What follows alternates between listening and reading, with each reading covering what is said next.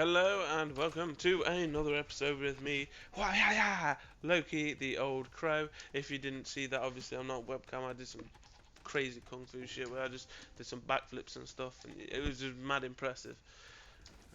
Anyway, let's get into business.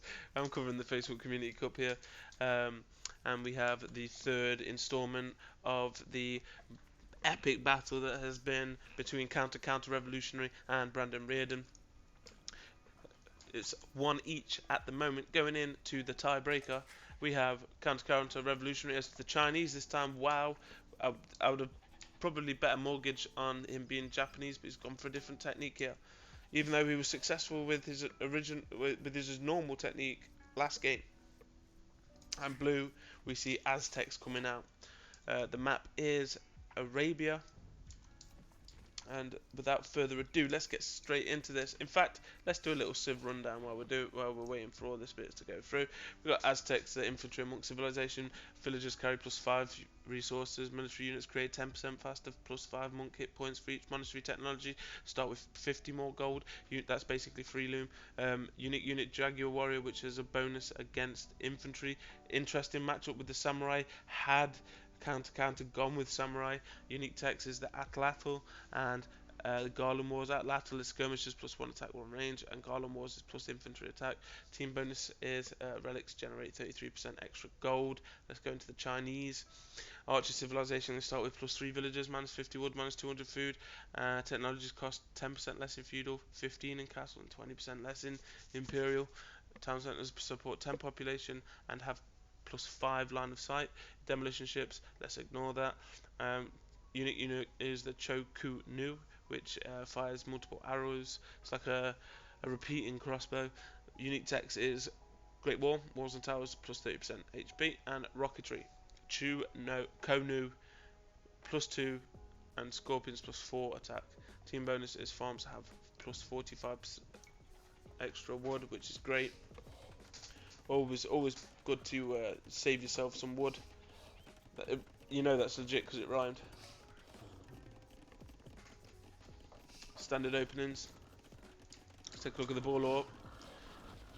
Ooh, not his best ball law. Acceptable though. Red not quite gone for his ball law yet. Oh.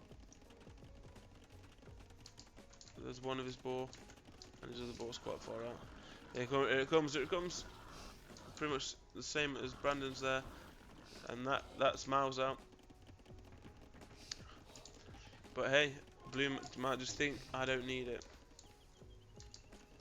So we're getting some walls up. You see that quite often in Arabia. Wall here. This is a big area to wall.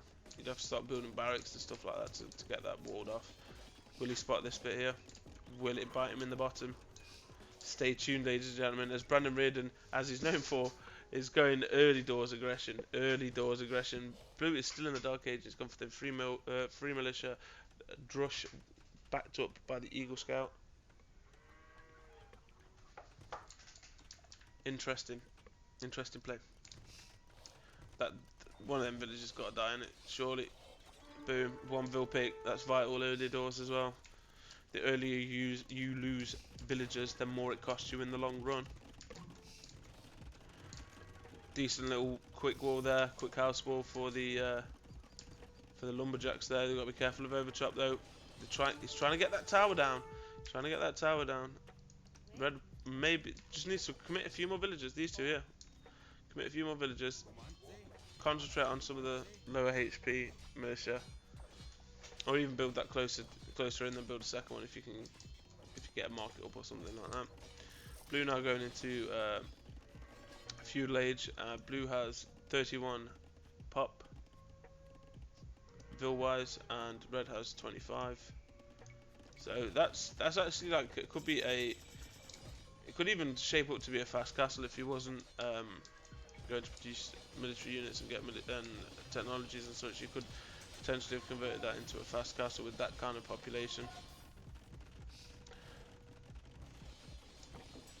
Red staying calm under pressure. Man at arms out now for Aztecs. This pressure is just only going to increase as time goes on. Red really needs to start getting the counters out. There we go. It's got archers going. Those lumberjacks could be in a world of trouble if blue gets through this. Both players getting housed. Blue decides to abandon that. Luckily he finds the army that red was massing. Well, you can't really call two people an army unless you're an Xbox game. If you get it, you get it. But I'd rather deal with them now. Yeah, there we go. I'd rather deal with them now rather than they get massed and then cause me a real problem.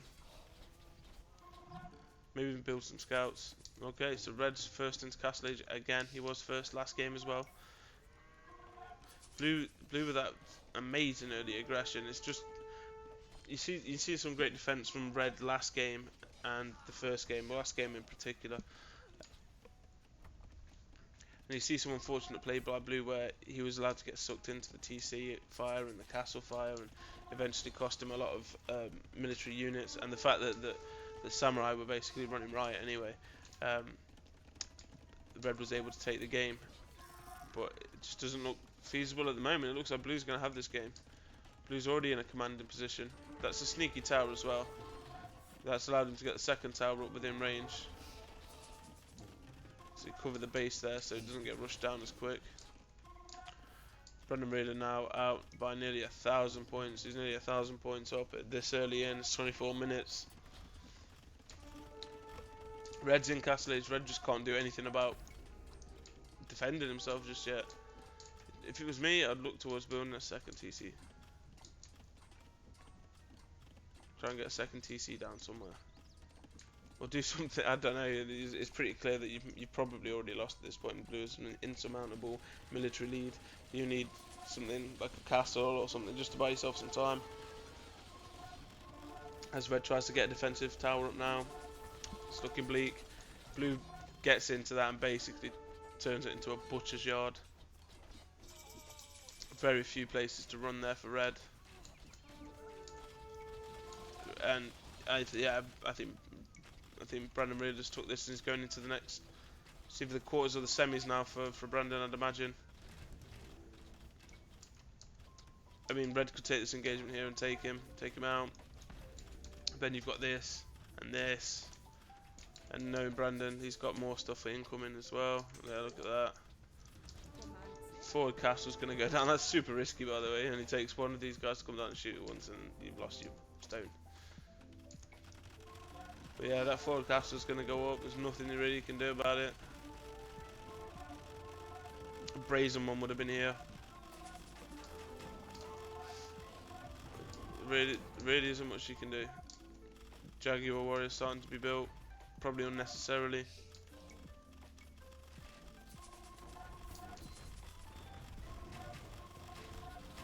It's looking bad. Those crossbows are gonna get absolutely like just taken out of the game by these elite skirmishers if blue's on form here. Just needs to push forward. Oh, it's done. It's done. Third game is done, and Brandonriordan goes through to the next round. Commiserations, counterrevolutionary. I look forward to seeing you compete again, especially with that huge face-melting samurai wave. Without further ado, let's take a look at the map. It's hard to say without further ado as well. A lot. Do excuse me. So we've got one TC build here for blue. Went all out aggression, all balls in, as they like to say in the game. Overchop here, but it's not really a problem because he's so confident with his attack here. Red really had to have dealt something here before doing something at blue's base. Blue was basically unmolested all game. Red obviously one TC build, but just wasn't. You'd think maybe on the third game, having been attacked both times before 15 minutes, that you would be ready for another attack before 15 minutes. It just, I'm not sure what happened with counter there, to be honest. As he's obviously a strong player, but Brandonriordan seems to be just that bit stronger in the early game. Let's go and take a look at the stats. Economy, technology, society, and total score go to blue, and military goes to red. We've got 38 killed to 34 lost for red, and obviously the inverse of that for blue. I do that every game. Buildings raised is 4-0 for blue. Economy is pretty tight on food, pretty tight on gold and wood. There was a big difference, and stone there was a big difference. Um, Red not being able to get the stone, not being able to get all the castles to defend, though Red had both the castle time and the feudal age time to spare there. Maybe a few knights might have changed the outcome, maybe, perhaps, I don't know. Um, Total castles 1 for blue, villager height 50 versus 33 for red, and the timeline really isn't going to tell us anything different to what we actually saw. I don't think that red was unable to produce a significant amount of military units and take engagements against blue. Blue was just constantly creating villages, military units, and also villages. He had a significant village elite too. I think he had those together, and that's exactly the reason why he was able to win the day here. So, to recap, Brandon Riordan wins 2-1 against counter-revolutionary. Great game to both guys. Thank you very much for letting me cover this. Looking forward to seeing the next round for Brandon, and looking forward to see counter-revolutionary compete again. Like, comment, subscribe, and thank you very much for joining me on this one, ladies and gentlemen.